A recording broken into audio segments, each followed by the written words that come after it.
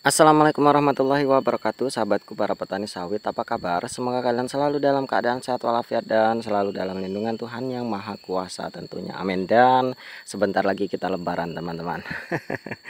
Teman-teman, pada video kali ini saya akan sharing mengenai atau menjawab sebuah komentar dari sahabat kita yang mengatakan sayang sekali kebunnya tidak bersih atau serut lah, kira-kira seperti itulah. Kalau bahasa saya itu serut atau tidak bersih lah. Nah teman-teman, mengapa saya membuat kebun saya tidak begitu bersih? Karena ada beberapa faktor dan alasan yang tentunya itu menurut saya lebih menguntungkan bagi saya.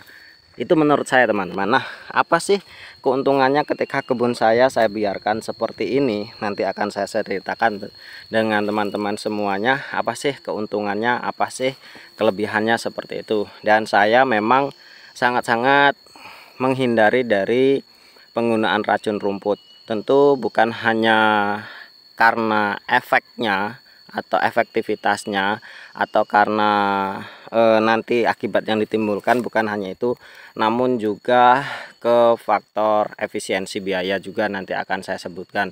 Apa sih keuntungannya, terus bagaimana, apakah kantong tidak jebol atau seperti apa, nanti kita akan hitung-hitungannya teman-teman. Nah ini seperti ini tempat saya, kebun saya ini BR1 ya teman-teman, usianya 14 bulan ya, 14 bulan lebih, dan alhamdulillah penampakannya sudah seperti ini. Dan selalu saya review kebun ini bahkan hampir setiap hari supaya teman-teman itu bisa melihat perkembangannya dan tidak mengatakan bahwa saya ini hanya omong kosong seperti itu. Jadi ini memang kebun pribadi saya, punya saya pribadi ya. Silahkan kalian berkomentar, silahkan kalian memberi masukan apa yang seharusnya saya lakukan. Namun saya tetap sharingan kepada teman-teman pengalaman, dan saya sih lumayan cukup puas dengan keadaan kebun saya. Maka dari itu saya selalu sharingkan. Nanti hasilnya seperti apa bisa kita lihat bersama kebun ini teman-teman. Nah jadi ini memang agak-agak serut ya, agak-agak bala. Ini sudah saya tebas sekitar awal tahun teman-teman ya, sekitar awal tahun yang lalu saya tebas ini. Jadi sekarang sudah 3 bulanan, 3 bulan ya, hampir 3 bulan ini sudah seperti ini kondisinya. Karena ketika ditebas seperti ini teman-teman, mengapa saya mengambil langkah ini? Karena yang pertama, saya melihat kondisi dari lahan saya ini elevasinya lumayan cukup miring. Maka dari itu saya ambil tindakan tidak menyemprotnya terlalu bersih. Karena apa? Karena bisa menahan unsur-unsur hara supaya tidak hanyut ke bawah. Nanti kalau saya buat terlalu bersih, kebun tetangga-tetangga saya bersih semua teman-teman. Nah ini yang sebelah sini ini bersih sekali ya, glowing lah seperti itu. Dan apakah ada efeknya ketika kebun terlalu bersih? Tentu ada, meskipun tidak begitu signifikan. Nah yang saya khawatirkan tanah-tanah yang, karena tempat saya ini sering terjadi hujan yang cukup deras, pupuk yang saya tebarkan itu takutnya malah hanyut ke bawah air itu teman-teman.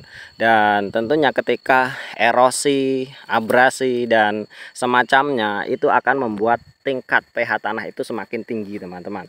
Maka dari itu kebanyakan kebun-kebun yang terlalu bersih, disemprot terlalu bersih, itu di awal-awal penanaman itu pertumbuhannya lumayan agak sedikit terlambat. Kalau kita hanya lihat punya kita sendiri ya kita tidak menyadari. Namun ketika ada perbandingannya, kebun yang dibiarkan seperti ini punya saya ini, pasti ada perbedaannya teman-teman, walaupun itu tidak begitu signifikan. Namun selama kita bisa mengambil keuntungan walaupun hanya Rp1, itu harus kita ambil. Itu adalah prinsip ekonomi yang harus kita terapkan sebagai petani sawit teman-teman. Nah itu yang pertama, alasan pertama. Yang kedua adalah alasan efek dari penggunaan racun rumput. Karena baik itu racun hijau maupun racun kuning pasti memiliki efek, karena itu adalah racun kimia teman-teman. Racun kimia ini diperuntukkan untuk rumput dan tanaman. Nah sawit ini adalah tanaman. Jadi ketika racun itu mengenai kelapa sawit pasti akan ada efeknya, meskipun itu tidak terlihat secara kasat mata, namun efek dari pertumbuhannya itu akan sedikit terganggu. Dan tentunya teman-teman, saya ini mengusung target 2 tahun bisa panen sesuai varietas yang saya tanam. Nah, maka dari itu saya memang harus benar-benar merawatnya ekstra dengan sangat hati-hati. Jangan sampai ada hal-hal yang bisa menyebabkan sawit saya ini terhambat atau terlambat pertumbuhannya. Itu alasan yang kedua, karena efek dari racun rumput itu juga lumayan cukup berbahaya ketika kita tidak hati-hati melakukannya, teman-teman. Racun hijau kalau terkena semprot, daunnya juga akan gosong dan itu akan membuat sawit kita sedikit terganggu. Kemudian kalau kita menggunakan racun kuning juga, kalau terkena akarnya juga dikhawatirkan, atau terkena daunnya dikhawatirkan bisa membuat sawit kita terganggu, dan uap-uapnya itu juga bisa mengganggu dari tumbuh kembang kelapa sawit. Itu alasan saya yang kedua, teman-teman. Nah, alasan yang ketiga adalah faktor biaya, teman-teman. Menges, teman-teman, karena kondisinya ini agak-agak miring, jadi memang kebun saya ini lumayan miring, teman-teman. Dan ini faktor yang ketiga ini adalah yang paling penting, yaitu faktor biaya. Jadi setelah saya hitung-hitung, teman-teman, kalau saya upahkan ya, atau saya semprot sendirilah. Kalau saya semprot sendiri, tentu saya harus membeli racun rumput dan lain sebagainya, masih membuang tenaga dan waktu saya itu. Kalau saya tebas sendiri, tentu saya hanya bermodalkan parang, itu saja. Nah, yang saya tebas juga bukan tebas bersih ya, teman-teman, hanya tebas komprang. Kalau menurut saya itu tebas komprang saja. Dan ketika saya sudah beberapa kali melakukan tebas, yang tumbuh itu rumput, teman-teman. Bisa kita lihat, ini rumput-rumput seperti ini.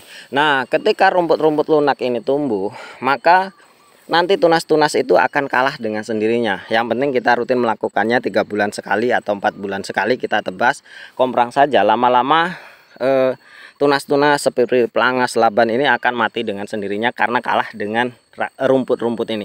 Dan semakin lama, semakin melebar pelepah itu, maka yang daun-daun lebar atau kayu-kayu tunas itu lama-lama akan lebih lebih berkurang pertumbuhannya, seperti itu. Nah, soal biaya, kalau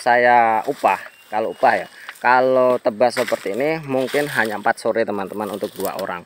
4 sore ya, di kebun saya ini seluas 1,5 hektar, bisa 4 sore 2 orang. Dan kalau di tempat saya ini 1 sorenya 60.000, berarti kalau 2 orang 120 kali 4 berarti 480. Ya, sekitar 500-an ribu.